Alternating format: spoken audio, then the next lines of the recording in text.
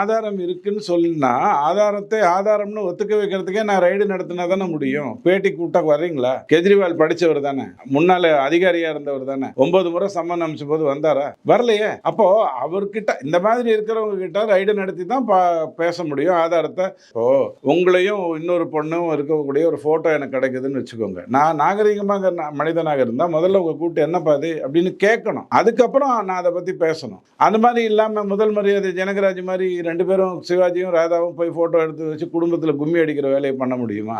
அது ரொம்ப தப்பு. கேட்பாங்க, அதுதான் நியாயமான ஒரு விஷயம். ஒரு சுணக்கம் இருக்குங்கிற லெவலில் கேட்டிங்கன்னா எனக்கு அந்த பயம் இருக்கு. இதுல சுணக்கம் இருக்கக்கூடாது. 1000 கோடி ரூபாய் ஊழல் வழக்குல தூக்கி போட்டு மிதிச்சாதான் திமுகவை புதைக்க முடியும். அடுத்த 5 ஆண்டு காலம் அவங்க ஆட்சியில் எல்லாம் பண்ண முடியும்.